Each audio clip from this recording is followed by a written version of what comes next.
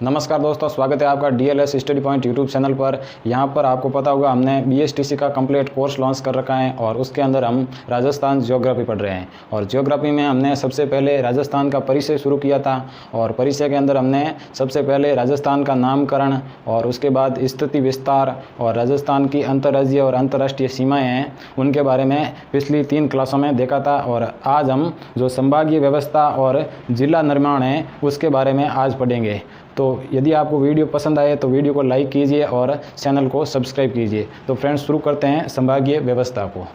तो आज हम राजस्थान की संभागीय व्यवस्था पढ़ रहे हैं। तो आपको पता होगा राजस्थान में अभी 7 संभाग हैं और 33 ज़िले हैं।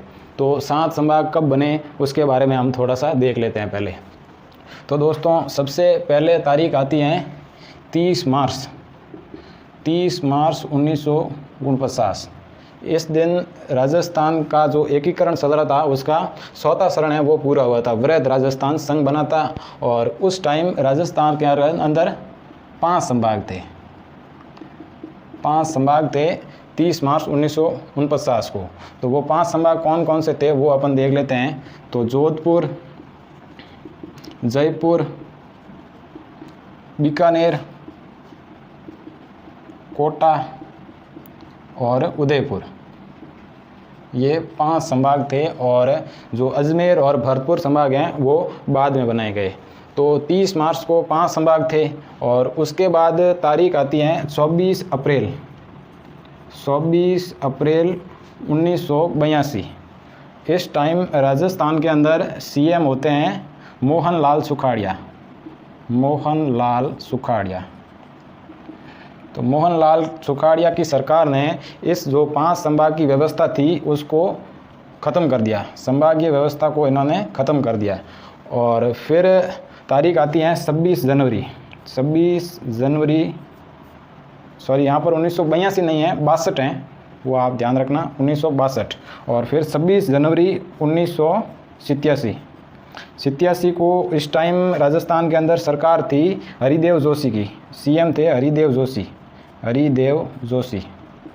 तो जोशी जी की सरकार ने वापस संभागीय व्यवस्था को शुरू किया। तो उन्होंने इस संभागीय व्यवस्था को वापस शुरू नहीं किया, उन्होंने नए सिरे से पूरी संभागीय व्यवस्था बनाई और 5 संभाग तो यही रखे। और ये जो जयपुर संभाग था इससे अलग करके 6ठा संभाग बनाया था अजमेर को जयपुर से अलग करके 6ठा संभाग बनाया था हरिदेव जोशी ने 26 जनवरी 1987 को। तो यहाँ पर एक क्वेश्चन बनता है बढ़िया सा कि राजस्थान के अंदर संभाग शून्य काल कौन सा है।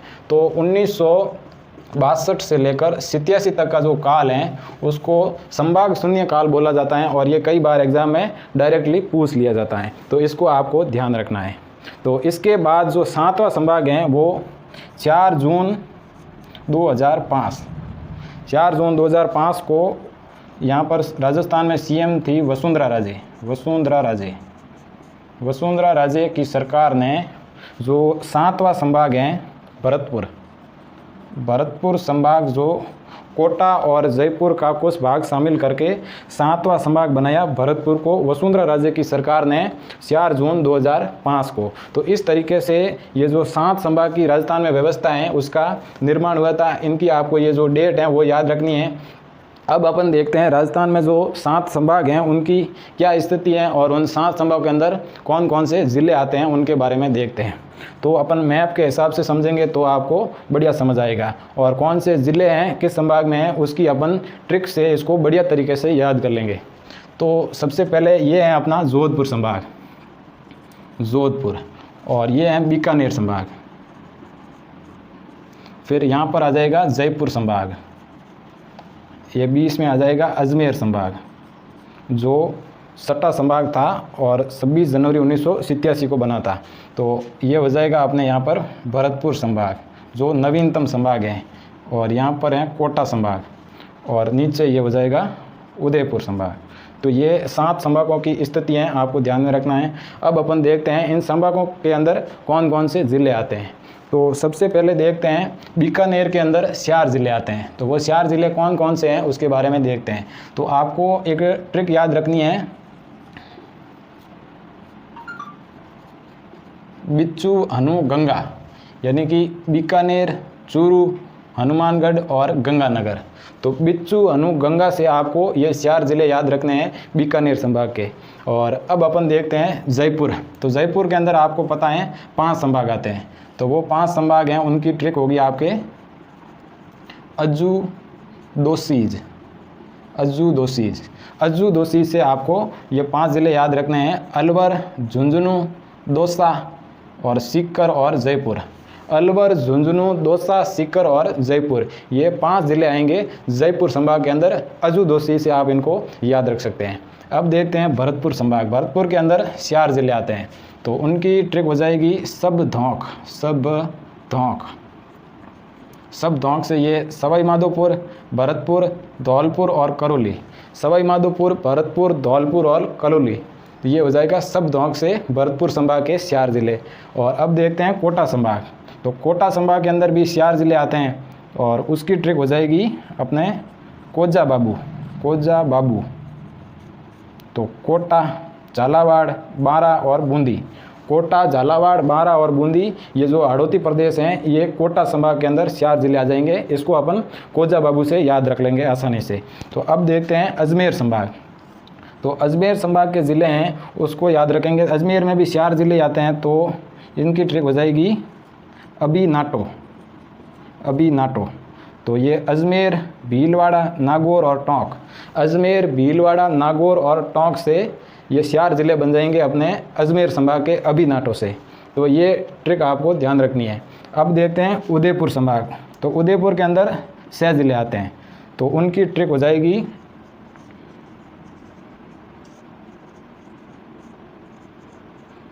राचीबा ऊपर डूंगर। राचीबा ऊपर डूंगर, तो ये राजसमंद, चित्तौड़गढ़, बांसवाड़ा, उदयपुर, प्रतापगढ़ और ये डूंगरपुर। तो ये 6 ज़िले हो जाएंगे उदयपुर संभाग, राचीबा ऊपर डूंगर। और अब अपना जोधपुर संभाग है, उसके अंदर भी 6 ज़िले आते हैं। तो उनकी ट्रिक हो जाएगी, यहाँ लिख देता हूँ मैं, पासी, जाजे, जोबा।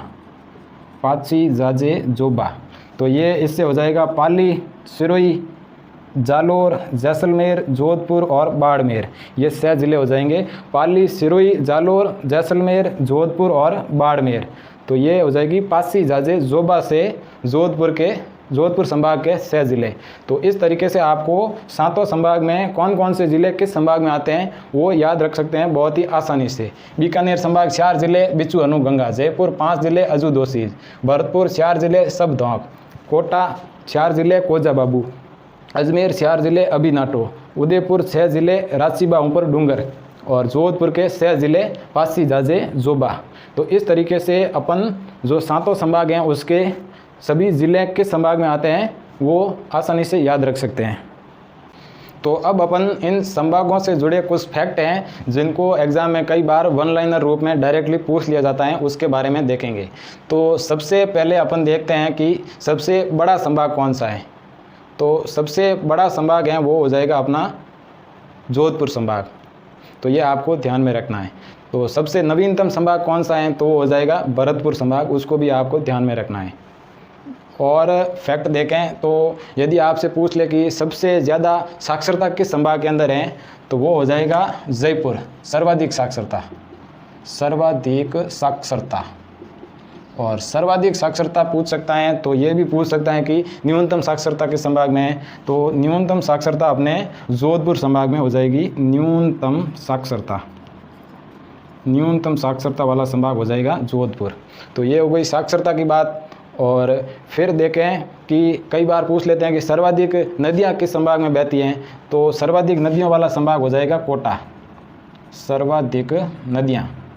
और फिर पूछ ले सबसे कम नदियां किस संभाग में बहती हैं तो सबसे कम नदियां हो जाएगी आपके बीकानेर संभाग में। न्यूनतम नदियों वाला संभाग हो जाएगा बीकानेर, क्योंकि जो बीकानेर और चूरू है उनके अंदर कोई भी नदी नहीं बहती है। तो इस संभाग में विशेषकर एक घग्गर नदी बहती हैं। तो ये आप याद रख सकते हैं कि बीकानेर में सबसे कम नदियां हैं और सबसे अधिक नदियां हैं वो हो जाएगी कोटा संभाग के अंदर। और फिर यदि आपसे पूछ ले कि ऐसा कौन सा संभाग है जिससे उद्गमन होने वाली नदियां अरब सागर और बंगाल की खाड़ी दोनों में गिरती हैं। तो ये उदयपुर संभाग है, यहाँ से निकलने वाली नदियाँ हैं वो अरब सागर के अंदर भी गिरती हैं और बंगाल की खाड़ी में भी गिरती हैं। तो ये फैक्ट भी आपको याद रखना है। और फिर पूछ ले कि सर्वाधिक वर्षा किस संभाग में होती है, तो वो अपना कोटा संभाग हो जाएगा। और यदि आपसे पूछ ले कि सर्वाधिक जो लिंगानुपात है वो किस संभाग में है, तो सर्वाधिक लिंगानुपात वाला हो जाएगा उदयपुर संभाग, सर्वाधिक लिंगानुपात और सर्वाधिक लिंगानुपात उदयपुर का हो जाएगा। और सबसे कम लिंगानुपात पूछे तो वो हो जाएगा भरतपुर संभाग। भरतपुर संभाग में है सबसे कम लिंगानुपात। और भरतपुर संभाग का एक फैक्ट आपको और याद रखना है कि भरतपुर एकमात्र ऐसा संभाग है जिसके सभी ज़िले हैं वो अंतर्राज्यीय सीमा से लगते हैं, यानी सभी ज़िले सीमा पर स्थित हैं भरतपुर संभाग के। ये भी फैक्ट आपको याद रखना है। और इसके अलावा यदि आपसे पूछ ले कि ऐसा कौन सा संभाग है जिसके अंदर 5 ज़िले हैं, तो ये अपना जयपुर संभाग है, वो एकमात्र संभाग है जिसके अंदर 5 ज़िले हैं। बाकी जोधपुर और उदयपुर में 6 ज़िले हैं। और ये जो बीकानेर, अजमेर, भरतपुर और कोटा 4 संभाग ऐसे हैं जिनके अंदर 4 ज़िले हैं। तो ये थे संभागीय व्यवस्था से जुड़े हुए कुछ फैक्ट जो आपको याद रखने हैं। और इस तरीके से ये अपनी जो संभागीय व्यवस्था हैं वो पूरी हो जाती हैं। तो अब अपन देख लेते हैं ज़िला निर्माण, क्योंकि कई बार ऐसे डायरेक्ट क्वेश्चन पूछ लेते हैं कि राजस्थान में 32वां ज़िला कौन सा बना। तो इस तरीके से आपको याद रखने के लिए अपन ज़िला निर्माण देख लेते हैं। तो सबसे पहले 1 नवंबर 1956 जिस टाइम राजस्थान का जो एकीकरण है वह पूर्ण हो चुका था, और उस टाइम बना था अपना 26वां ज़िला अजमेर 1 नवंबर 1956 को बना था 26वां ज़िला। एकीकरण पूरा हुआ था उस टाइम। और फिर देखते हैं 27वां ज़िला अपने बना था धौलपुर। और धौलपुर की अपने जो तारीख है वो हो जाएगी 15 अप्रैल 1982। 15 अप्रैल 1982 को 27वां ज़िला बना था धौलपुर। फिर हो जाएगा 28, 29 और 30। ये 3 ज़िले आपको लगातार याद रखने हैं, BDR। इस तरीके से आप याद रख सकते हैं। 12 दौसा और राजसमंद, 12 दौसा राजसमंद, ये 3 ज़िले 28, 29 और 30 नंबर के अपने बने थे 10 अप्रैल 1991 को। ये जो डेट है वो आपको एग्जैक्ट याद रखनी है, कई बार पूछ लेते हैं। तो 10 अप्रैल 1991 को 28, 29 और 30 नंबर के ज़िले बने थे, 12 दौसा और राजसमंद। और फिर देखते हैं अपन 31वां ज़िला। तो 31वां ज़िला है वो बना था हनुमानगढ़ बना था 12 जुलाई 1994 को। 12 जुलाई 1994 को हनुमानगढ़ बना था। और फिर 32 और 33 नंबर ज़िले हैं वो मैं आपको यहाँ पर लिख के बता देता हूँ।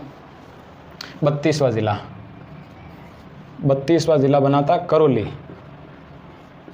और करौली है वो बना था 19 जुलाई 1997। और फिर 33वां ज़िला है वो आपको याद रखना है 26 जनवरी 2008। 26 जनवरी 2008 को जो 33वां ज़िला है वो बना था प्रतापगढ़। और प्रतापगढ़ है इसका निर्माण है वो बांसवाड़ा, चित्तौड़गढ़ और उदयपुर की 6 तहसीलों को मिलाकर प्रतापगढ़ ज़िले का निर्माण किया गया था, और वो 33वां नंबर का ज़िला था। और प्रतापगढ़ को बनाने की जो सिफारिश करने वाली समिति हैं वो भी कई बार पूछ लेते हैं। तो परमेश चंद सेन समिति की सिफारिश पर 26 जनवरी 2008 को प्रतापगढ़ ज़िला बना था 33वां ज़िला। तो इस तरीके से ये जो 33 ज़िलों का निर्माण प्रक्रिया है वो भी पूरी हो जाती हैं। ये आपको डेटें याद रखनी है। जो 1 नवंबर 1956 26वां ज़िला अजमेर, फिर 27वां धौलपुर 1982 के अंदर, और फिर 28, 29, 30 ये BDR से बारा दौसा राजसमंद हो जाएगा 1991 में। फिर 31वां हनुमानगढ़ 1994, 32वां 1997 में हो जाएगा करौली, और 33वां है वो 2008 के अंदर हो जाएगा प्रतापगढ़।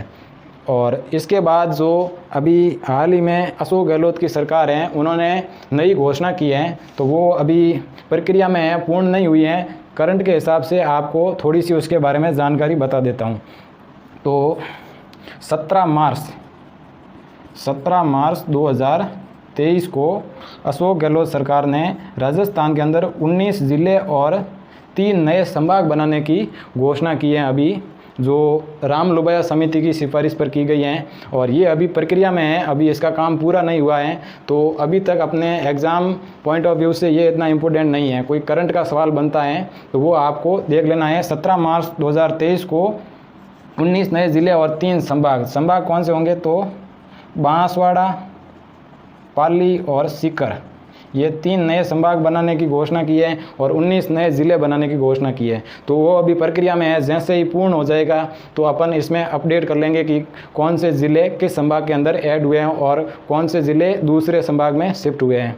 तो उन सब के बारे में अपन बाद में देख लेंगे। अभी फ़िलहाल आपको ये जो डाटा हैं ये याद करना है, और यही डाटा आपके जो एग्ज़ाम होंगे, आने वाले एग्ज़ाम, उनके अंदर यही डाटा से क्वेश्चन आने की ज़्यादा संभावना है। तो थैंक यू दोस्तों, इस तरीके से अपना ये जो राजस्थान का परिचय है वो पूर्ण हो चुका है। अब अपन अगले वीडियो के अंदर भौतिक प्रदेश हैं वो शुरू करेंगे।